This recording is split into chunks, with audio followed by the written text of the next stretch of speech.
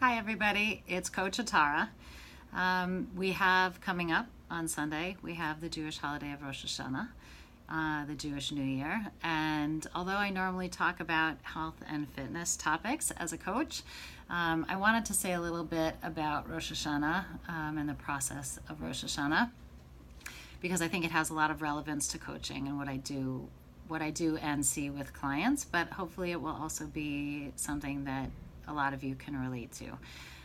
So Rosh Hashanah begins this Sunday night, and for Jews around the world, it's a time of reflection, and it's an opportunity to assess how we did this year as individuals, as spouses, as friends, as community members, employees, parents, children, and people who believe in God. And in the ideal, this reflection is supposed to lead to an awareness of and a commitment to becoming better people in the next 12 months than we were in the past 12 months. So I'm not a big synagogue goer. Sitting for anything for long periods of time is something that my body is just not meant to do. But I enjoy our rabbi's sermons very much. The rabbi of our synagogue is a man of depth and compassion, and he has really a Borscht Belt style sense of humor that I think would make Billy Crystal jealous. And I figured his sermon this week would be aimed at getting the congregation into the Rosh Hashanah spirit, and he would include, of course, a couple of very well-timed self-deprecating jokes for levity and good measure, and he did not disappoint this week. So he discussed a concept called vidui, and vidui represents the notion that in order to improve, first, you have to recognize what you've done wrong. You have to articulate those shortcomings to yourself and articulate them to God. Ask for forgiveness and then commit to not repeating those same mistakes in the coming year. So it follows certain patterns that we use in any kind of behavior change coaching. So I sat in my seat and I thought of all the things that I wish I had done better this year. And the list came to mind fast and furious, and I held those thoughts in my hand for a minute, so to speak. And the feeling that followed wasn't the feeling I was supposed to have of inspiration. I just felt discouraged. I felt uninspired. I felt like a lot of us that I faced a year of really tough challenges, and oftentimes it was enough just to keep my chin up and plow ahead, let alone to be handling things in a way that would be ideal. And I felt in that moment in shul that the age-old practice of focusing on shortcomings just wasn't going to work for me this year. Of course I want to be a better person. Of course I want to improve.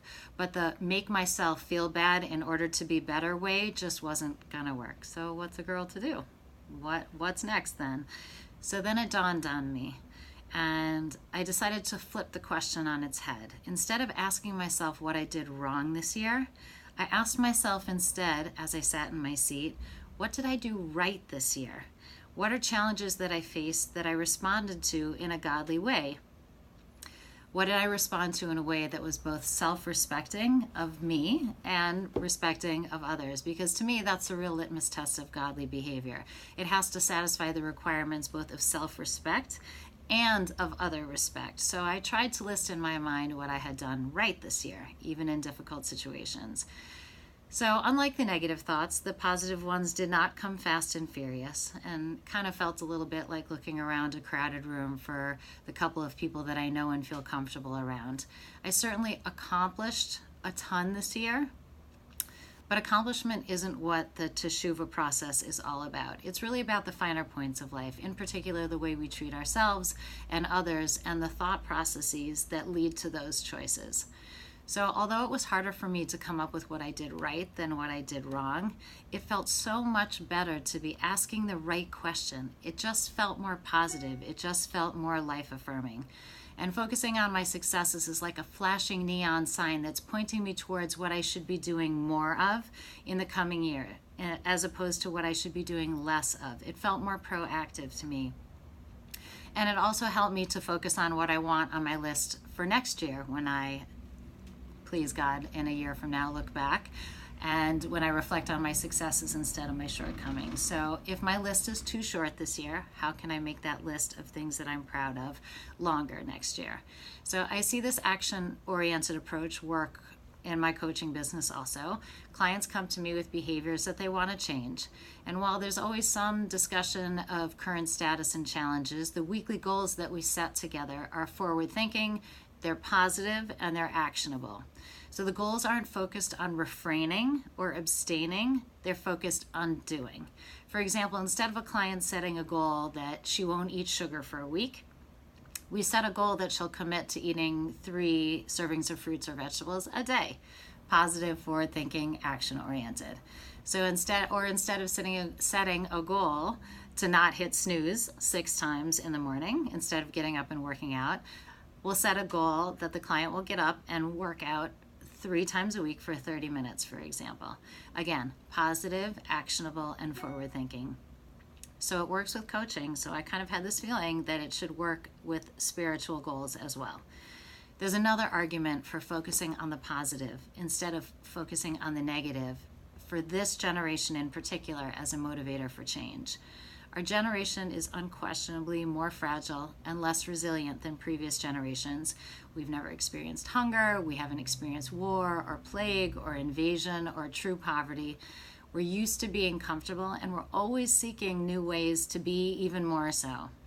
So whether because of our relative affluence or despite it, what does exist in our generation is confusion and emotional pain and spiritual ambivalence.